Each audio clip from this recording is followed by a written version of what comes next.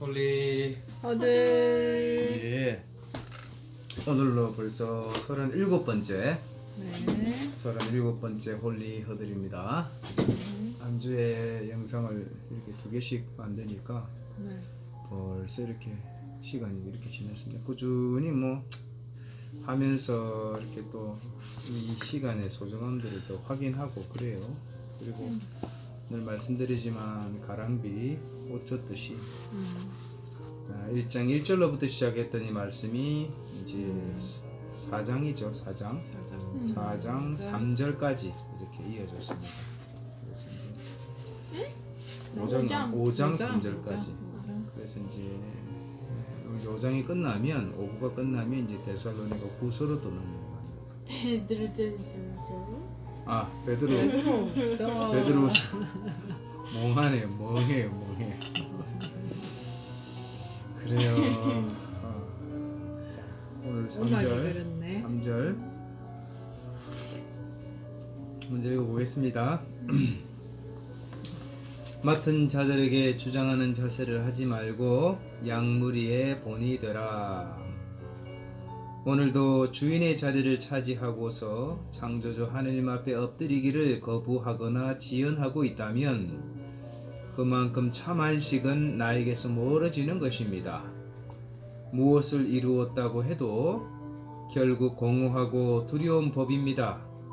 반면에 창조주 하나님 중심으로 삶의 방향을 전향해서 더욱 하나님의 마음 안으로 들어갈수록, 다시 말해서 하나님과의 친밀한 관계를 경험하고 누릴수록 나의 처절한 실상이 깊이 깨달아지는 것입니다.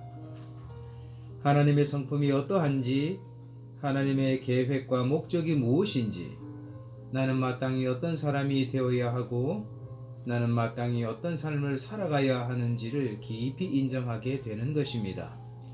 하여 먼저는 살아계신 하나님 앞에서 진실해야 합니다.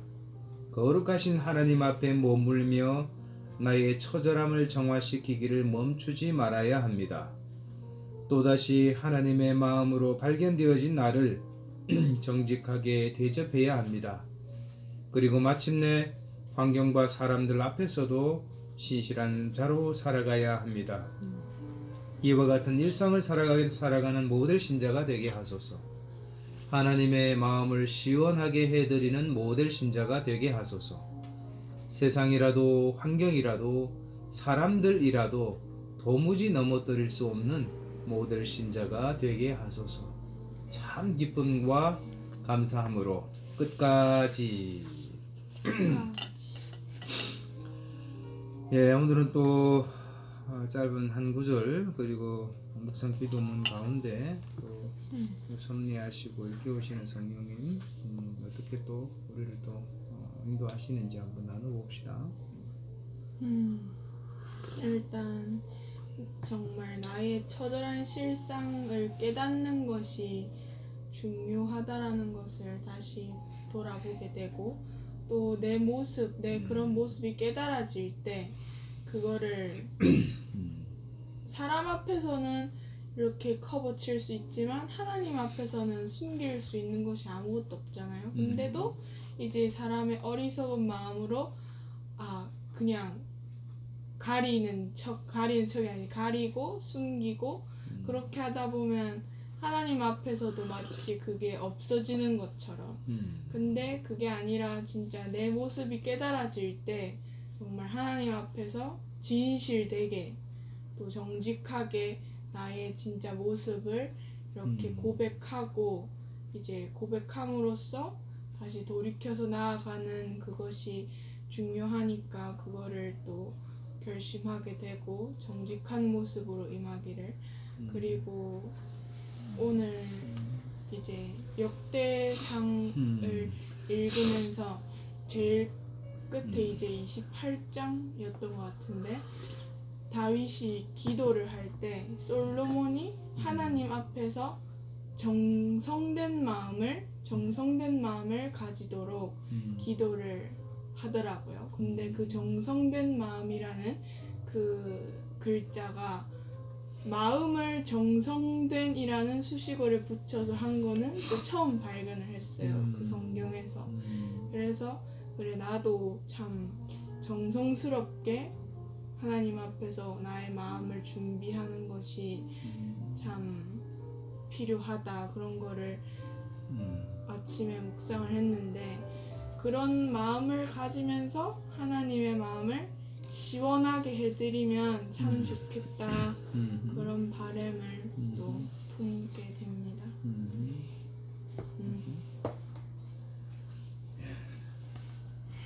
어때요? 어제는 이제 너희 중에 있는 하나님의 양무리를 지대 억지로 하지 말고 그래서 이제 교회의 어른 그리고 교회의 믿음의 선배 그리고 교회의 영적 지도자 아주 교사도 되고 그죠? 이런 어떤 앞선 사람들에 대한 권면으로 시작하잖아요. 그래서 어제는 이제 정말 이제 제일 선에 서 있는 목회자, 그죠? 목회자, 우리 흔히들 목사라고 그러잖아요. 그래서 목사는 설교도 잘해야 되고 교회 경영도 조직 관리도 잘해야 됩니다.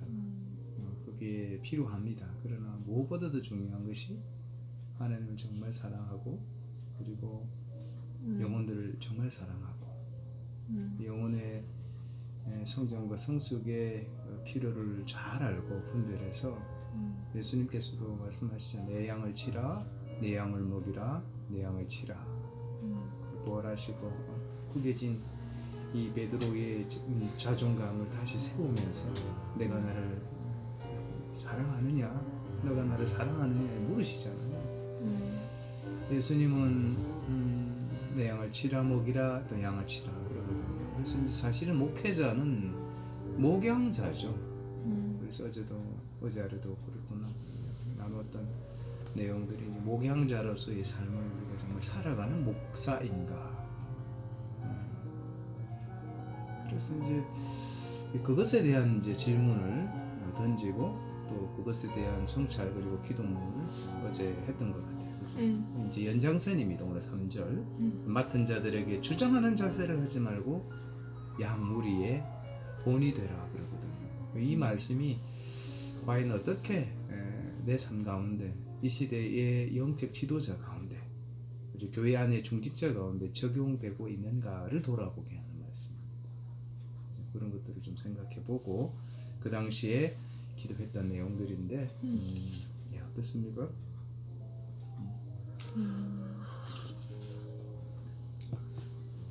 일단은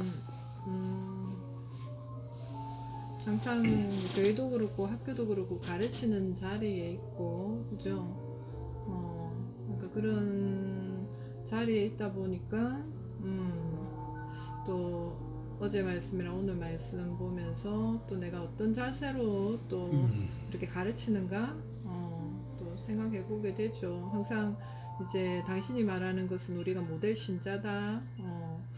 그리고 학생들을 가르칠 때도 그렇고 우리 교회 지체들을 가르칠 때도 그렇고 정말 말로써 사람이 변화되는 거는 힘드니까 하나님 앞에서 정말 하나님이 주시는 그런 정말 내가 사랑의 마음으로 권면을 하는지 아니면 내가 이렇게 그죠 봐서 좀 성에 안 차니까 하는 나의 그 마음을 시원하게 하기 위해서 하는지 뒤에도 나왔지만 사실은 내 마음을 시원케 하려고 하는 게 아니라 애들도 그렇고 어른도 그렇고 사실 하나님 마음을 시원케 하는 자가 돼야 된다고 되어 있잖아요, 그죠? 그래서 그 동기를 또 보게 되고 그래서 참 끊임없이 이거는 고민해서 또 제 모습도 보게 되는 것 같아요. 그래서 어제도 또 저녁에 또 그저 우리 학교에 있다가 또 보낸 또 여대생 또 제가 또 전화 신방을 또 하기 전에 일단 기도하고 또 하나님 어떤 마음을 주시는지 제가 기도부터 먼저 또 해보고 기도 후에 이제 또 하나님 주시는 마음으로 또 권면할 수 있도록 그래서 전화 통화를 했는데 또 제가 늘 말하는 거는 진로보다는 일단은 하나님과의 관계가 제일 중요하니까 일단 하나님과의 관계 가운데서 매일 일상이 어떻게 시간 관리가 어떻게 되고 정말 말씀 보는 태도가 어떻고 네 일상 가운데 정말 하나님과 어떤 관계인가를 또 점검해보고 체크해보고 그래서 진단이 되니까 그래서 또 조금 어떤가 물어보고 또 좀 아니다 싶을 때는 또 다시 하면 된다고 또 권면하면서 결국은 제가 사랑의 마음으로 또 권면했을 때 또 자매가 또 잘 또 들어줘서 고맙고 그러니까 권면의 말을 하는 게 참 쉽지 않아요. 늘 한 번이 생각이 나서 이렇게 얘기하는 게 아니잖아요. 당신도 그렇지만 정말 몇 번을 생각하고 얘기해야 될까 안 해야 될까 하다가 가장 좋은 거는 당신이 늘 말하듯이 그들이 말씀을 보다가 깨달을 때가 가장 좋은 거다. 그러니까 말씀이 얘기할 때까지 기다리라고 그런 얘기를 많이 하잖아요. 그런데도 또 시기적으로 또 해야 될 때가 있으니까 몇 번의 것을 또 모았다가 또 이렇게 권면했을 때 또 잘 받아들이고 또 수정해가고 하는 거 보면 또 감사하고 그래서 일단은 그 자세가 주장하는 자세를 하지 말라고 한 말씀처럼 그래서 내 동기가 사랑으로 정말 그러니까 듣는 소리도 이쁘게 해야죠, 그죠? 그래서 애들을 훈계할 때도 그렇고 정말 말씀으로 권면하면 가장 좋고 그리고 사랑의 동기로 그리고 온유함으로 이렇게 권면해야 된다는 거 계속 생각하고 네. 그렇죠. 이게 이제 지도력이 어떻게 이제 교회 안에 세워질 것인가 또 지도력을 가진 사람들이 어떻게 이제 처신해야 되겠는가 어떤 본이 돼야 됩니다. 어떤 본이냐 이제 이런 거죠. 예수님께서 이제 살아생전에 말씀하시잖아요. 인자에 온 것은 섬김을 받기 위함이 아니다. 도리어 섬기려 하고 자기 목숨을 많은 사람의 대속물을 주려 합니다. 그래서 예수님이 오신 목적을 처음부터 끝까지 정확하게 이루시고 다시 죽으시고 부활하시고 승천하시고 다시 오시겠다고 약속하셨잖아요. 부활하신 예수님은요 지금도 살아계십니다. 지금도 모든 그리스도인들의 삶에 함께 동행하십니다. 살아계신 분이죠. 그리고 모든 피조물의 창조주죠. 그리고 모든 그리스도인의 인생의 주인입니다. 참 주인입니다. 이거를 이제 정말 믿음으로 받고 그리고 정말 진지하게 마음과 뜻과 정성을 다해서 고백하는가? 정말 예수님이 주인이신가? 예수님은 내가 어떻게 살아가야 될지, 어떻게 신앙생활을 해야 될지, 내가 어떻게 목회해야 될지를 앞서 먼저 모든 것을 보여주시고 안내하시는 모델이에요. 완전한 모델이죠. 그럼 완전한 모델을 따라가서 믿음의 선배들이 삶을 살았고 생애를 바쳤고 그 이제 연장선에 지금 저와 여러분이 있는 거지. 그러니까 주인 되신 예수님, 참 주인 되신 예수님을 모델로 바르게 여기면, 그죠? 우리가 그런 삶을 100은 못 살아도 사람이 신앙이 이제 이 연수가 짧아도 믿음이 작다 그래도 그 중심은 보인다 이 말입니다. 늘 말씀드리지만 그 중심은 보이거든요. 그 중심이 정말 참 주인 되신 예수님을 향하고 있는가? 내 남은 생이 일상이 참 주인 되신 예수님의 의중을 헤아리고 그렇게 살려고 수고하고 있는가? 그 중심은 보인단 말입니다. 그리고 마침내 하늘 앞에 심판주 되신 예수님 앞에 우리가 서잖아요. 그걸 정말 믿는가? 그런 목자됨, 그런 영적 지도자됨, 그런 중직자됨, 그런 교사됨. 섬김을 받기 위함이 아니라 도리어 섬기려 하고 심지어는 자기 목숨을 많은 사람의 대속물로 주려 합니다. 중세시대에 수도원이 넘쳐났대요. 왜요? 가장 안전하고 가장 인생이 보장되었기 때문에 그렇습니다.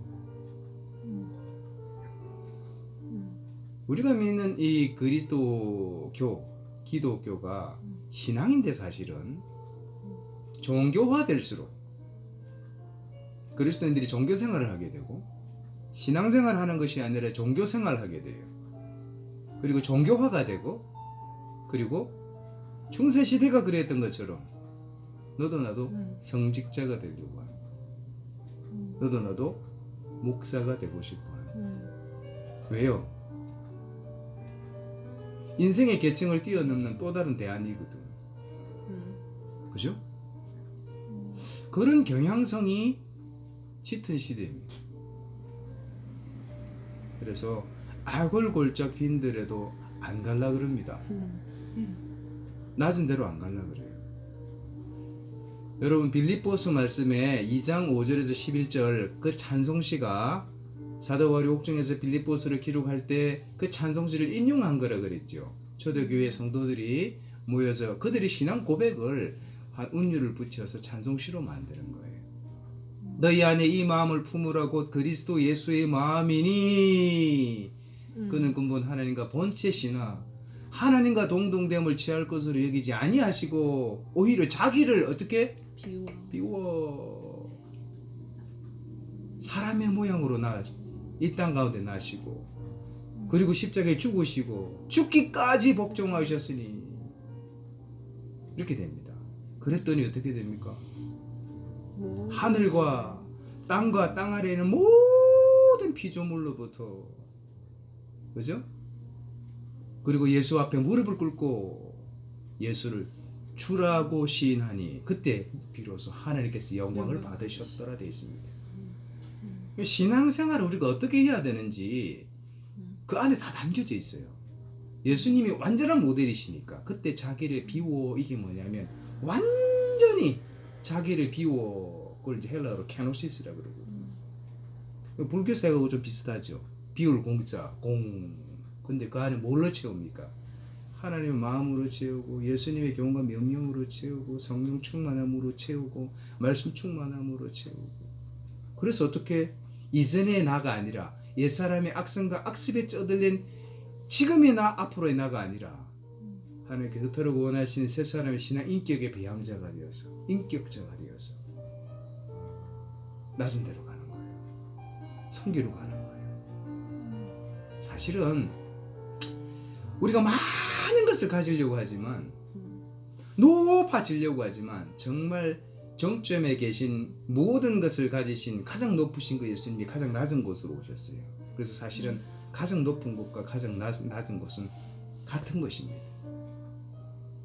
모든 것을 가지신 창조주 예수님 하나님이 결국은 뭡니까? 낮고 천한 곳으로 오신 인간의 몸을 입고 오신 그리고 십자가에 죽으신 자기가 시험을 받아 고난을 당하셨은즉 모든 것을 가지신 분이 모든 것을 버리시잖아요. 사실은 이게 같은 말이에요. 어중간하면 의심이 생기는 거죠. 그죠? 마음에 파도가 있는 거예요. 그래서 완전한 모델 되신 예수님이라 그러지만 그 중심이요. 자꾸 퇴색되고 그리고 변질됩니다. 왜곡됩니다. 그래서 포도나무 대신 예수님께 시작부터 마지막까지 붙어있는 가지가 되지 뭐 잘 나가다가 어느 순간에 사람이 헷가닥해 버렸어요. 왜곡되고 변질돼 버렸단 말이에요. 그래서 가지가 잘림 당하면 사람에게 밟힐 뿐이고 그죠?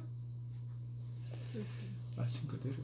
그래서 결국은 내 앞선 완전한 모델 되신 예수님을 어떻게 보고 있는가 그죠? 그것도 얼마나 생생하게 보고 있는가.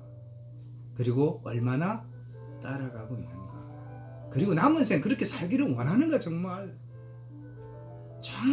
하나님께서 목양자로 중직자로 영적 지도자로 부르심 또 세우시고 또 그죠 이 훈련하시고 그리고 세워 주셨는데 정말 합당한 삶을 살아가고 싶은가. 그래서 성경에는 목회 성공이라는 게 어울리지 않는 단어예요.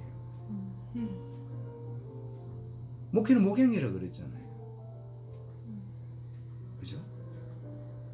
내가 가진 것을 다 주어도 한 사람이 변할까 말까인데, 그죠? 쉽지 않습니다. 그래서 목사는 설교자도 되어야 되고 조직 관리를 잘하는 좋은 경영자도 되어야 되지만 그 무엇보다도 중요한 본분은 뭐다? 목양자다. 그런 면에서 주장하는 자세 하지 말고 양무리의 본이 되라. 어떤 본입니까? 하나님을 누구보다도 사랑하는 본. 그죠? 하나님이 사랑하시는 영혼을 누구보다도 아낌없이 섬기려고 하는 본. 그리고 하나님께서 허락해 주신 이 자원들, 물리적인 자원들, 이 자원들을 하나님이 원하시고 기뻐하시는 방법대로, 그죠? 유통하려고 하는 본. 이 삼박자가 정확하게 돌아갈 때 이 사람이 겸손한 사람이라고 그랬죠. 그래서 그 중심이 다 보인다. 삶을 통해서 다 보인다.